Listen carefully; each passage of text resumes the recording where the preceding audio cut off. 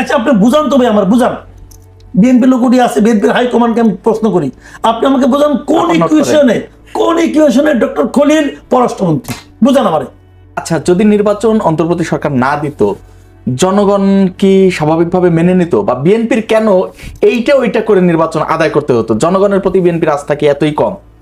যে অন্তর্বর্তীকালীন সরকার কি দিবে কি না দিবে এর জন্য বিএনপি অপেক্ষা করবে কেন? বিএনপিকে এই ধরনের কাজ তো আওয়ামী লীগ করছে।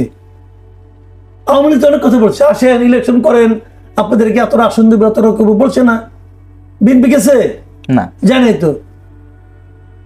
না হলে আপনাদেরকে মামলা দিব, অমুক করবো, দিছে মামলা। বিএনপি কি নথি স্বীকার করছে? করে নাই। বিএনপি তখন কার উপর ভরসা করছে ভাই? ভাগ্যের উপর নাকি জনগণের উপর? জনগণের উপর। বিএনপি তো একটা জনগণের দল। বিএনপি কি ষড়যন্ত্রকারীদের দল? বিএনপি কি আপোষকামীদের দল? বিএনপি কি এরকম মানে ব্যাকডোর দেওয়া ক্ষমতায় যাওয়ার দল? বিএনপি কি জনগণের দল, যে দলের সঙ্গে দেশের সংখ্যাগরিষ্ঠ জনগণ আছে। দেখেন এই নির্বাচন কবে হবে না হবে এটা নিয়ে অনেক শঙ্কা ছিল, কিন্তু বিএনপি কি জানতো না যে নির্বাচন হইলে আমি জিতবো? জানতো তো। কেন জানতো? কে বলছে? জনসমর্থন ছিল। আরে কি কেউ চিঠি লিখছে? সে জানে, সে জনগণের পালস তো বুঝে, এই জনগণ আমার সঙ্গে আছে, বোঝে না সে? এটা যদি বুঝে তাহলে ডক্টর ইউনূস কবে দয়া করে ইলেকশন দিবে কি দিবে না তার উপর বিএনপি কি থাকতে হবে? ইউনূসের ক্ষমতা ছিল বলার যে ইলেকশন আমি দিব না, তার ক্ষমতা ছিল। ইউনূসের ঘাড়ে কিন্তু একটা দল উঠে গেছিল, আপনি জানেন। উঠে গেছিল, তারা তাকে হিলিক দিছে। কিন্তু ওই যে আর্মি চিফ বলছে 18 মাস, 18 মাসের পরে একদিনও সে যাইতে পারে নাই। আর্মি চিফ যে 18 মাস বলছিল, তার বাইরে একদিনও সে নড়তে পারে নাই। ঘাড়ে উঠছিল অনেকেই, ঘাড়ে উঠে উকুন টুকুন মারছে, সেটা কোনো হিসাব না। উকুন মারা একটু আরাম পাওয়া যায়, কিন্তু সাহস আসে না। সেই সাহস ইউনূসের নাই। কাজে মাথায় রাখেন আপনার, ইলেকশন 18 মাসের মাথায় হতো, কোনো কিছু বলার নাই। আমাদের বাদ বাকি আলোচনা করে কোনো লাভ নাই। বিএনপির উপর আস্থা রাখতে পারলো না কেন? বিএনপি আস্থা রাখতে পারে নাই, এবং সেটা বলে ফেলেছে আমাদের সালাউদ্দিন সাহেব, বলে ফেলেছে। এইটা প্রমাণ করে যে বিএনপি আসলে এই দেশের জনগণকে তাদের মানে ভিত্তি মনে করে না। এর চেয়ে বড় ব্যর্থতা বিএনপির জন্য আর কিছু হতে পারে না। আমি বিএনপিকে জনগণের দল হিসেবে মানতে চাই, বিবেচনা করতে চাই, কিন্তু ওনারাই চান না। ওনারাই জনগণের উপর আস্থা রাখতে চান না। ওনাকে আস্থা রাখতে হয় ডক্টর খলিলের উপর, যে নাকি আবার রজার খলিল না কি জানি নাম ওনার আছে। এইগুলি করে তো লাভ নেই রে ভাই। প্রধানমন্ত্রীর একজন উপদেষ্টা ডাক্তার জাহিদুর রহমান, তিনিও ভালো বিশ্লেষণ করেন। তিনি কয়েকদিন আগে বলেছেন, যখন অন্তর্বর্তী সরকারের টিকা নিয়ে গাফিলতির বিষয়টি বারবার সামনে আসছে, তখন তিনি বলেছেন যে শিশু হত্যা তাদের ইন্টেনশন ছিল না। আপনার কি মনে হয় যে তাহলে তো, এবং আমি পাশাপাশি উল্লেখ করতে চাই, ছাত্র মৈত্রী সহ কয়েকটি ছোট ছোট সংগঠন দেখলাম যে অন্তর্বর্তী সরকারের বিচারও দাবি করছে। তো ইন্টেনশন যদি না থাকে তাহলে কেন আবার বিচার দাবি করা হচ্ছে? তাদের যেটা ইন্টেনশন ছিল না, এটা জাহিদ সাহেব বুঝলেন কিভাবে? জ্যোতিষ কি উনি কি জ্যোতিষ? আর ওনাকে এরকম ভার্ডিক্ট দেওয়ার একটারই বা কে দিল? উনি কি করে ভার্ডিক্ট দিচ্ছেন যে ওনাদের ইন্টেনশন ছিল না? শোনেন, আমি একটা কথা বলি। ধরেন আপনি ঘরে শুয়ে আছেন এবং শোয়ার সময় আপনি একটা কয়েল জ্বালিয়ে শুলেন। সবাই বললো যে কয়েলটা তুমি জ্বালিয়ে শুলেন, এখান থেকে কিন্তু আগুন ধরতে পারে। আপনি না, কিছু হবে না, শুয়ে আপনি শুলেন, ওটা মাটিতে পড়লো, কাপড়ে ধরলো, আগুন ধরে গেলো, ঘরটা পুড়ে গেল। আপনার কি ঘর পোড়ানোর ইন্টেনশন ছিল? ছিল না তো। কিন্তু এদিকে ঘরটা পুড়ে নাই, পুড়ছে তো। এখন ওনার ঘর পোড়ার ইন্টেনশন ছিল না, কিন্তু উনি কি হয়েছে, উনি সাবধানতা অবলম্বন করে নাই। ওনার এই অসাবধানতার কারণে, ওনার এই অবিমৃষ্যকারিতার কারণে এই ঘরে আরো হয়তো মনে করেন 10টা গরু ছিল, ছাগল ছিল, একটা বাচ্চাও ছিল, সবাই পুড়ে মরে গেছে। অতএব ওনার ইন্টেনশন ছিল না, এটা বলে পার পাওয়া যাবে? বলেন যাবে কিনা? এখন ইন্টেনশন ছিল না, এটা উনি জানলেন কিভাবে? এটা ভাই আমার বুঝান। মনে হয়েছে ভাই, শুনি। যেমন বাণিজ্য চুক্তি নিয়েও তো সমালোচনা হচ্ছে। এই বিষয়ে কিন্তু বর্তমান যে পররাষ্ট্রমন্ত্রী তিনি তো ওই সময় এই চুক্তিটার মেইনই ছিলেন, অর্গানাইজার ছিলেন। তিনি যেমন বলেছিলেন যে এই চুক্তির আগে জামাত এবং বিএনপির কনসার্ন নেওয়া হয়েছিল। আমার কাছে ডাক্তার জাহেদ সাহেব, তিনি যেহেতু প্রধানমন্ত্রীর উপদেষ্টা, হয়তো বিএনপির কানেক্টিভিটি তার আগে থেকেই তো ছিল, তো সে জানে কিনা বিএনপির সঙ্গে আলোচনা করে সে কি কখনো বলেছে আমার সঙ্গে আগে থেকে বিএনপি কানেক্টিভিটি ছিল?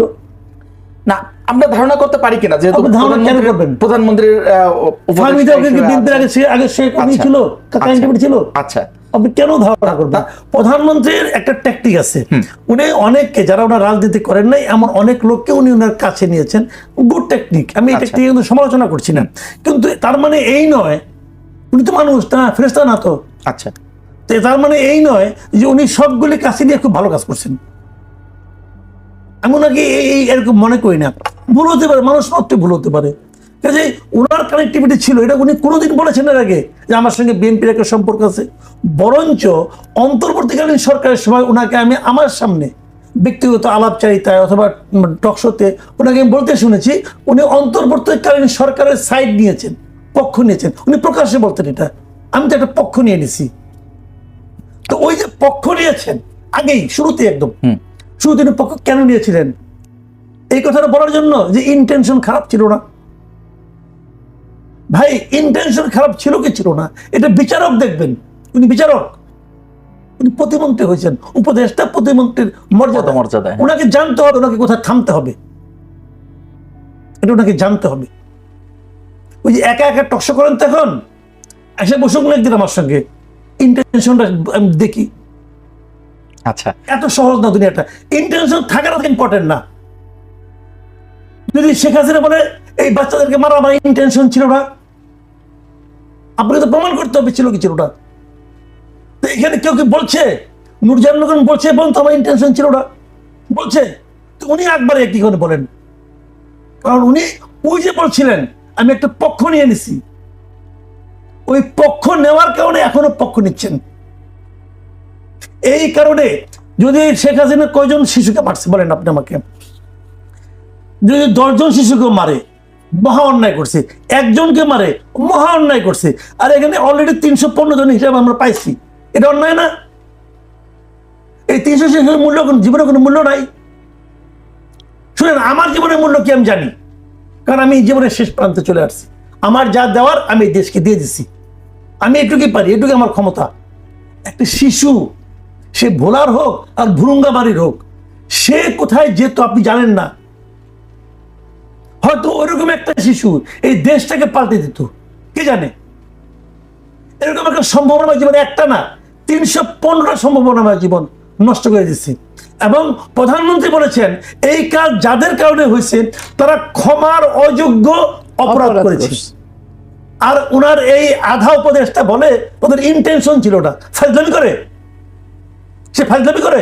না না, এখানে ইন্টেনশন না থাকার তো কোনো কারণ নাই। কারণ আপনার চিফ অ্যাডভাইজার কি বলেছিলেন যে আমরা টিকা উৎপাদন করব, টিকা আনার দরকার নাই।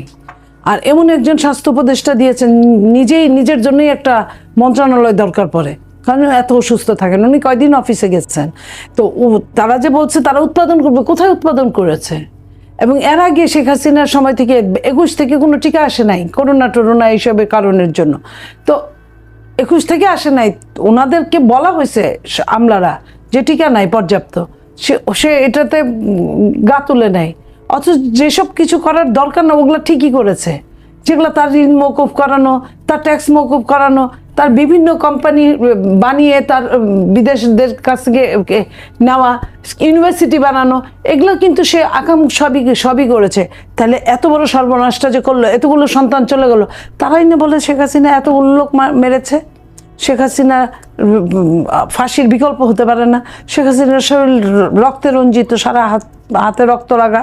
তাহলে এটা কি হলো? এই যে এই 3 শতাধিক, তার উপর আবার 20,000-এর চেয়ে বেশি বোধহয় ইনজুর, 30,000-এর মতো।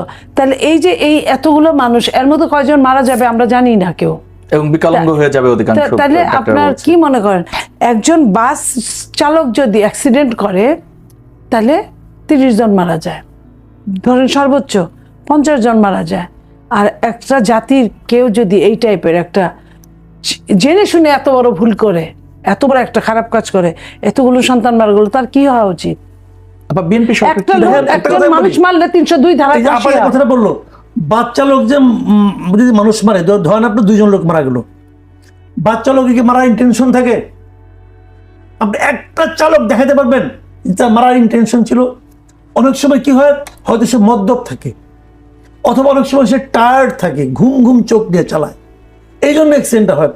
বাস চালকদের, আপনার ড্রাইভারদের দেখেন, একটা রাস্তার মধ্যে যদি একটু কুকুর পড়ে, কুকুর, হ্যাঁ। তাকেও তারা বাঁচানোর চেষ্টা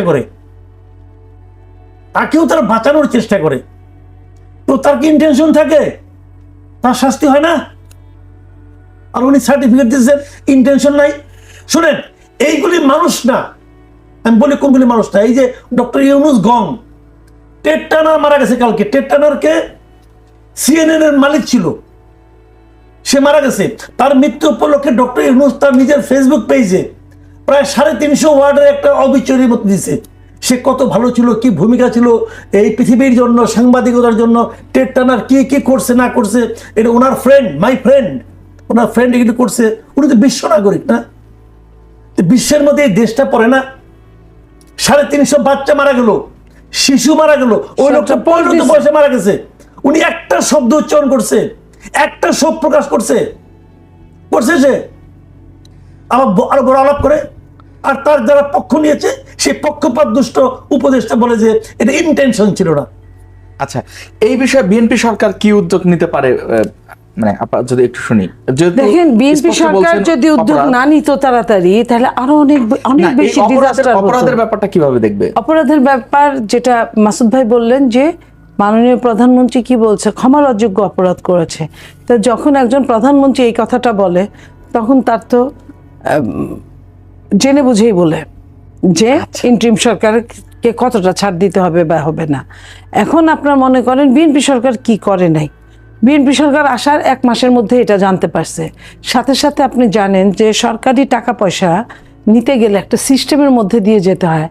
আপনার একটা গরিবের জন্য আপনার টাকা বরাদ্দ আছে, গরিবের দুস্থ তহবিলে।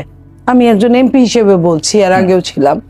তো দুস্থ তহবিলে, কিন্তু দুস্থ তহবিলে রাস্তায় একজন গাড়ির নিচে পড়ে পা ভাঙছে, ওকে আমি টাকা দিতে চাই, ওর টাকার খুব দরকার। দুস্থ তহবিলের টাকা যদি ওকে দিতে হয়, তাহলে ওর পাটা গ্যাংরিং এ কাইটা পড়ে যাওয়ার পরে অথবা ও মারা যাওয়ার পরে দিতে হয়, টাকাটা পাবে। কারণ মিনিমাম 6 মাস লাগে, 8 মাস লাগে। তো এই টিকার টাকাটাও এইভাবেই হতো। ওইখানে কিছুটা আপনার কিসের ওই কোভিডের কিছু টাকা ছিল একটা সেখান থেকে নিয়েছে।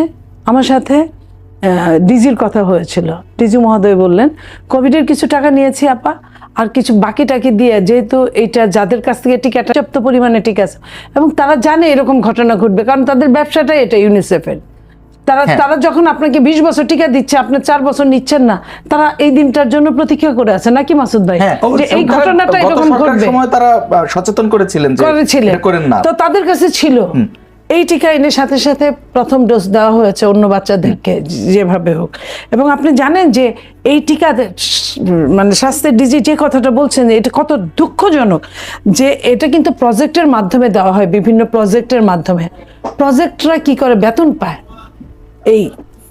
এই ইন্টারিম গভর্নমেন্ট এদের বেতন বন্ধ করে দিছে, প্রজেক্ট বন্ধ করে দিছে। এই মানুষগুলা, যে মানুষগুলো যাও টিকা ছিল সেটা যে দিবে, এখন আপনি 6 মাস বেতন পান না, আপনার কোন টাকা লাগছে? আপনি তো পেটের ধান্দায় দৌড়ান লাগবে। এই অবস্থাটা করছে, তাহলে তার কতগুলা শাস্তি হওয়া উচিত এই গভর্নমেন্টের? আচ্ছা, সেই শাস্তি হবে কিনা, বা আমরা যেহেতু প্রধানমন্ত্রী বলেছেন একটি বক্তব্যে ক্ষমার অযোগ্য, আশা করি মানে যদি অপরাধী হয়ে থাকে তারা ক্ষমা পাবে না।